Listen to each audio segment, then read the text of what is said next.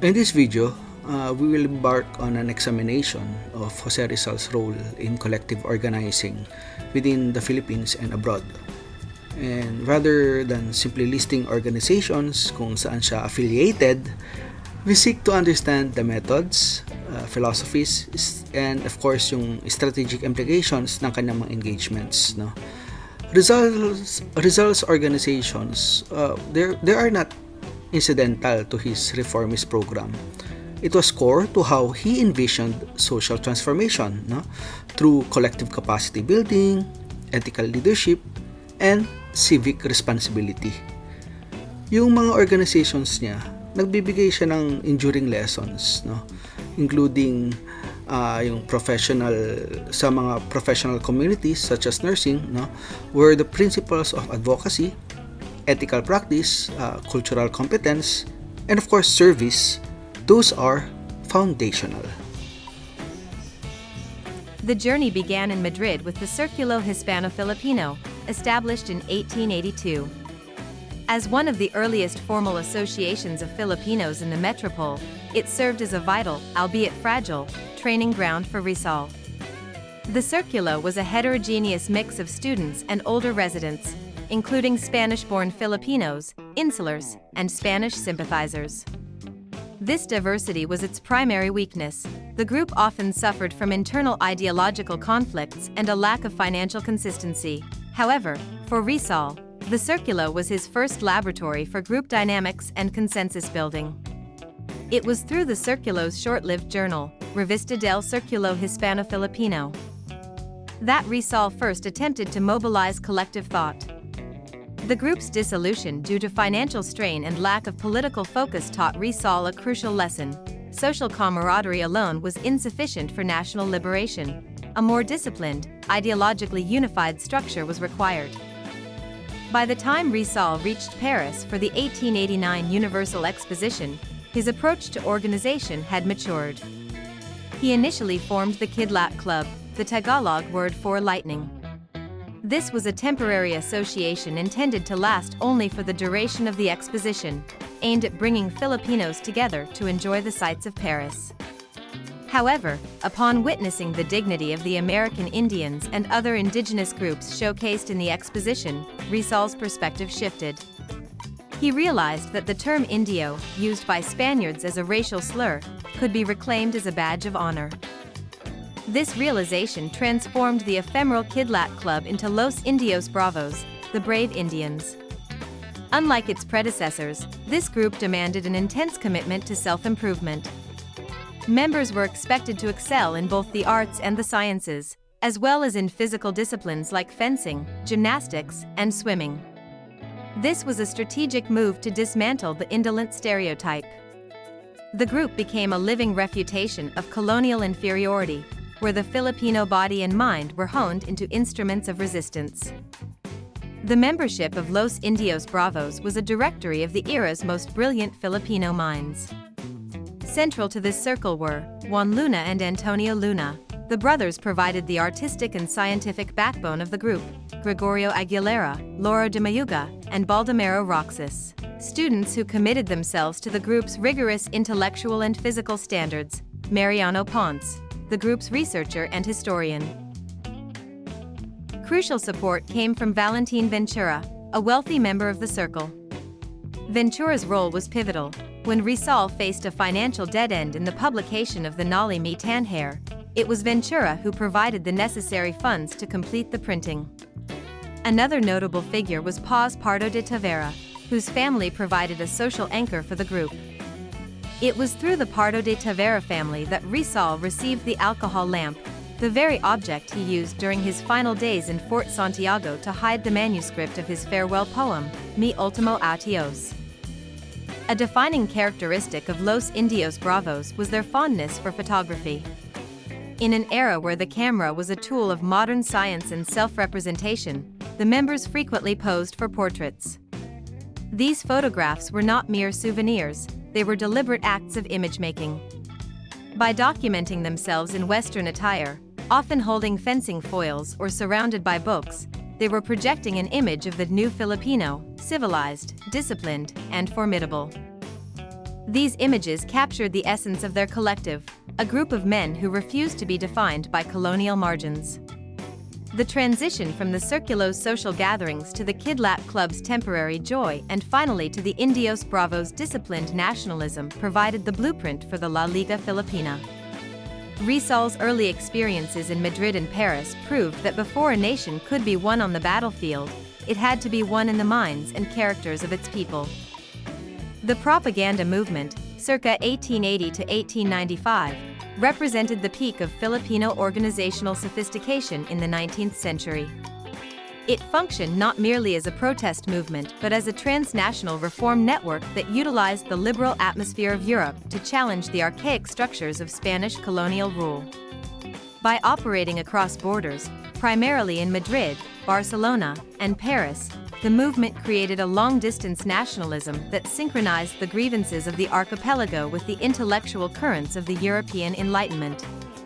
This was a deliberate shift from localized, sporadic uprisings toward a unified, intellectualized assault on the ideological foundations of Spanish hegemony. At the heart of this organizational machinery was La Solidaridad, established in Barcelona in December 1888. More than a mere periodical, it was the principal organ of the movement, serving as a clearinghouse for Filipino political and social aspirations. The newspaper was the physical manifestation of a public sphere where Filipino expatriates, often writing under pseudonyms to protect their families, engaged in a high-level dialogue with the Spanish administration. Its primary objectives were clear: the restoration of Philippine representation in the Spanish Cortes, the secularization of the parishes, and the implementation of basic civil liberties. Through La Solidaridad, the movement transformed individual dissent into a coherent, institutionalized political platform. Rizal's involvement in the movement, particularly as the honorary president of the organization Asociación La Solidaridad, elevated the discourse from political complaining to rigorous sociological inquiry. Rather than relying solely on inflammatory rhetoric, Rizal utilized a multidisciplinary approach to critique the colonial status quo. In his seminal essay Filipinas dentro de 100 años, The Philippines a Century Hence, he employed historical analysis to predict the eventual collapse of Spanish rule if reforms were not granted, effectively warning the metropole of the inevitable consequences of stagnation. Similarly, in Sobre la indolencia de los Filipinos, on the indolence of the Filipinos, Rizal deconstructed colonial myths through an economic and environmental lens, arguing that the perceived laziness of the native was a rational response to a corrupt and extractive social system.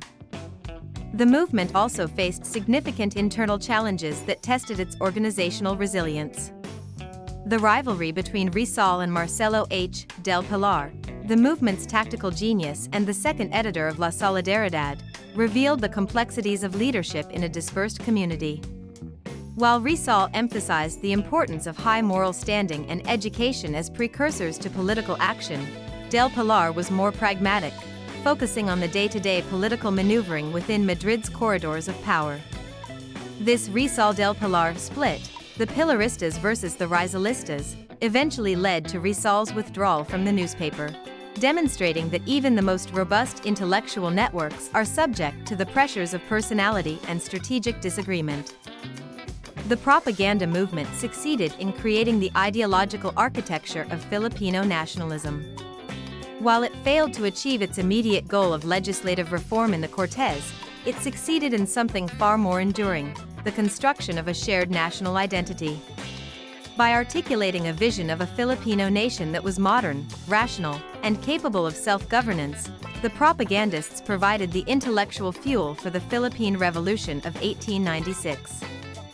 The transition from the printed word in Madrid to the armed struggle in the Philippines was not a rupture, but a continuation of the collective action Rizal and his peers had meticulously built over a decade of exile.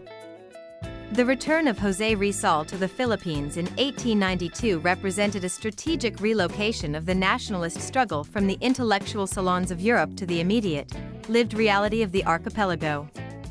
This pivot was formalized on July 3, 1892, with the inauguration of La Liga Filipina in Tonda, Manila. Unlike the propaganda movement, which sought to influence the Spanish metropole from the outside, La Liga was designed as a domestic, grassroots civic association aimed at building a nation within a state. It was an audacious attempt to institutionalize Filipino agency under the very eyes of a suspicious colonial administration, moving beyond the printed word toward a tangible social contract. The Constitution of La Liga Filipina, meticulously drafted by Rizal, articulated a vision that was strikingly modern in its focus on mutualism and horizontal cooperation. The association's goals were comprehensive: to unify the entire archipelago into one compact, vigorous, and homogeneous body, to provide mutual protection in every grievance and need, to defend against all violence and injustice, and to stimulate education, agriculture, and commerce. This was not a call for immediate insurrection, but a blueprint for a parallel society. By fostering economic self-reliance and legal mutual aid, Rizal sought to create a populace that was internally liberated and civically prepared for eventual autonomy. The organizational architecture of the Liga was structured to be both robust and pervasive. It utilized a hierarchical yet interconnected system of supreme, provincial, and popular councils. This tiered structure was intended to weave a network of cooperation that could penetrate every town and province, ensuring that the movement was not merely a Manila-centric elite circle but a truly national endeavor. Members were required to pay entrance fees and monthly dues, which were redirected into a communal fund to provide scholarships for poor but gifted children, legal aid for the marginalized, and capital for local economic enterprises. This focus on disciplined collective action reflected Rizal's belief that social reform must be built on a foundation of economic and moral strength. However, the lifespan of the Liga was tragically brief. Recognizing the existential threat posed by such an organized Filipino collective, the Spanish authorities arrested Rizal just 4 days after the association's founding and exiled him to Dapitan. Despite this immediate decapitation of its leadership, the Liga's strategic blueprint survived. In the vacuum left by Rizal's exile, the association split into two factions: the Cuerpo de Compromisarios, which remained committed to supporting the La Solidaridad reformers in Spain, and the more radical element that would eventually coalesce into the Katipunan, KKK. The legacy of La Liga Filipina is perhaps most visible in the structural DNA of the Katipunan. While Rizal himself remained committed to non-violent, evolutionary change, many of the Katipunan's founders, including Andres Bonifacio, were original members of the Liga. They adopted Rizal's organizational principles of brotherhood, kapataran, disciplined hierarchy, and mutual support, but repurposed them for the goal of revolutionary independence. The Liga's focus on secret initiation rites and symbolic unity served as the procedural foundation upon which the Katipunan built its revolutionary army. Thus, Rizal's domestic organizational effort, while short-lived in practice, provided the essential institutional scaffolding and moral framework that bridged the gap between reformist advocacy and the 1896 revolution. Kahit sabihin natin na Rizal was not directly involved in nursing organizations, his life and ideals hold significant relevance for nursing education and practice. His unwavering commitment to social justice, cultural awareness, community empowerment, and ethical professionalism nagpaparallel siya sa core nursing values. His advocacy for education and critical thinking, katulad siya sa commitment ng nursing to evidence-based practice and lifelong learning. His example as a physician and community healer underscores the centrality of empathy, service, and ethical conduct, mga key competencies ito sa nursing. Yung kanyang insistence sa advocacy against injustice, it aligns with the nursing role as patient and community advocates, especially within socio-political complex settings such as public health. Empirical research further substantiates this connection.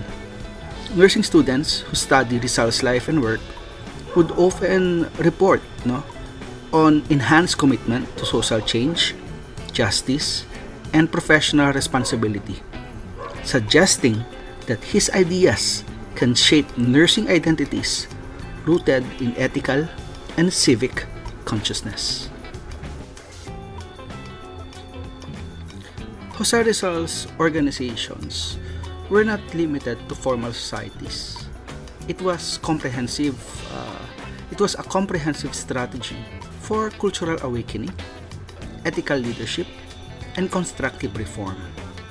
His early group engagements, his leadership in transnational reform movements, and his founding of La Liga Filipina collectively articulate a vision of organized civic self-empowerment that helped shape Philippine nationalism. More than a historical actor, Rizal remains a theoretical exemplar for professionals committed to service, advocacy, and ethical action, including nursing majors who engage daily with human dignity, cultural competence, and social justice in their practice.